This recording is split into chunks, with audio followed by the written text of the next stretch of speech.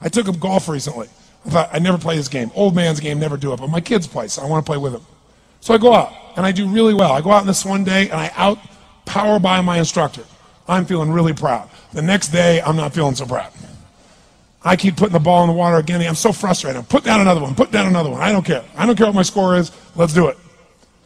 And finally, I was getting frustrated. He's going things like, ain't it a bitch? This is golf. And I'm going, bull. I said, you're a terrible instructor. I said, because I should at least be consistent at whatever shitty level I can achieve.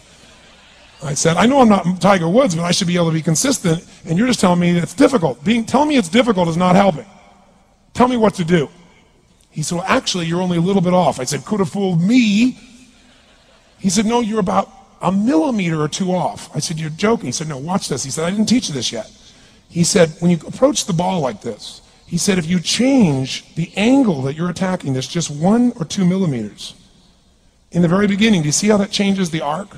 This one, instead of being on the green, by 1 millimeter, now you're in the water. 1 millimeter over here, you're in the sand.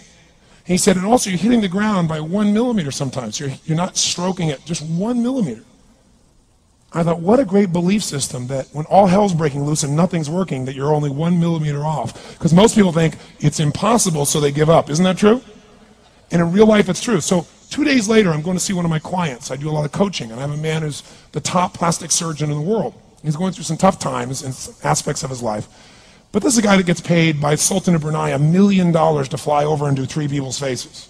He is the #1 plastic surgeon in the world. He can make anyone who's ugly look spectacularly beautiful. He showed me pictures of a woman who's 84 years old. He made her look 40 and gorgeous, no exaggeration. But you know what? I'm waiting for him in his office, and he's still in surgery. So he's got a new book he's creating to teach other surgeons around the world. And I'm going through it, and it's got pictures of, you know, the top 100 supposedly most beautiful women in the world's faces. And then men. I wasn't paying attention to that one. I just kept turning the pages, right? But I noticed something. He's got all these measurements. And he has mathematically calculated what it takes to make someone look gorgeous, man or woman. And it's a few millimeters. Interesting. For example, on a woman, the distance between the top part of your lip and your nose, this little distance, the measurement of that, if you're beautiful, gorgeous, is the same size as your eye. If it's 1 millimeter more, you have an average face. If it's 2 millimeters more, you are butt ugly. Okay. The difference between butt ugly and gorgeous is 2 millimeters. He's got about a dozen of these little 1 or 2 millimeter changes he makes, and it's a different person. It is unbelievable. So a very powerful belief to leave today with would be, nothing's working, I'm 1 millimeter away. What little thing going to change? And when I do, it changes everything. Because I'm heading this direction, I make this little shift. You take that out an hour from now, a day from now, a week from now, a month from now, you have a totally different destination from that direction. But the 1 millimeter change, I'll show you one of them right now. Check this out. Stay in the state of certainty. Some of you lost it. Intensify it, whatever it takes. Intensify. Make your move. Come on. Make your move. Say yes. Say yes. Say yes. Say yes. Now feel that in your body. Don't let go of it. Now watch. Here's the difference between being certain and being uncertain. Did you see that? Certain, uncertain. See if you can find that little spot between the two, where you drop just a little bit of your chest, and you feel it drop, and come back up, and drop it. How many can feel that difference between where you really feel it, now intensify it, and where you dropped it? Is it a tiny difference, yes or no? Yes or no? Now, could you condition yourself to feel great in this state? Yes or no? So what I want you to do is give yourself that opportunity. So the way we're going to do is very simple. We're going to go in a peak state. And then we're going to train ourselves. Because guess what? If you're in this state of certainty, and all hell's breaking loose in your life, people can't figure out, you go, move, I'll handle it. People go, he's so lucky, he's so confident. No. Here's what I've created for my life, and anyone I know has succeeded. I'm a 17-year-old kid from Azusa, California, with no real education other than self-education, with no background, with parents that did their best, all of them,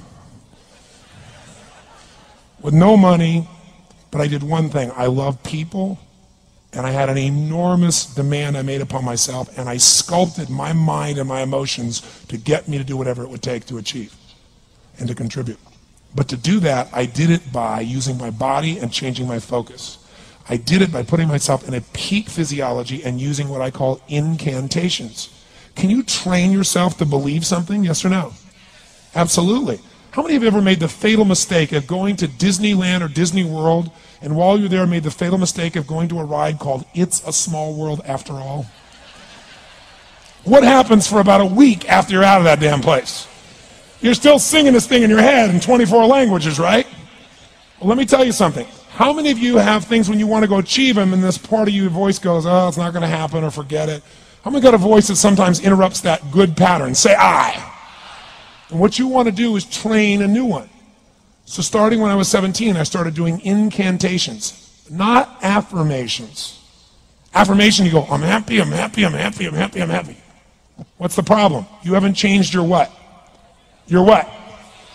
Physiology. If you don't change your physiology, you won't get anything. So an incantation is not only you speak it, but you embody what you're saying with all the intensity you can. And you do it with enough repetitions that it sticks in your head. Like It's a Small World, now the conversation in your head is always the same and it gives you what you want. So you use your body and your voice. So 17 years ago I started doing things. I was working for Jim Rohn, this speaker, and I was 17 years old. I had long hair, minestrone soup, acne on my face. And I was trying to call on Bear Stearns type of people and convince them why they should go to this man's seminar and be more successful. I was driving a 1968 Volkswagen that I had earned at $40 a week as a janitor. The only way I did it was park far from the building and then go in, and I love people and I believe, but I put myself in state and I was able to influence people that were far more successful than I was at the time. I would do something that I still do backstage and have done for 23 years because I don't hope I'm going to be in a good state, I demand it. So I do an incantation using my whole body. I'd say, I now command my subconscious mind to direct me in helping as many people as possible live today to better their lives by giving me the strength, the emotion, the persuasion, the humor, the brevity, whatever it takes to show these people and get these people to change their lives now. And I would do that literally driving in my Volkswagen to a meeting in LA on the freeway for 40 minutes. People are looking at me, I'm screaming at the top of my lungs. They're going, I know he's a serial killer, I know he is. But by the time I entered that room, when two people meet, if there's rapport, the person who's most certain will always influence the other person. And I was totally certain, and they were trying to get revved up to certainty. Do you agree with this? Yes or no? I do another one because I was poor. I changed my mindset. I kept doing things, but I never got beyond it. I'd say God's wealth is circulating in my life. His wealth flows to me in avalanches of abundance. All my needs, desires, and goals are met instantaneously by infinite intelligence, for I'm one with God and God is everything.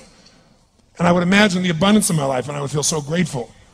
And a year later, I went from making $38,000 a year to making $1 million a year in 1 year.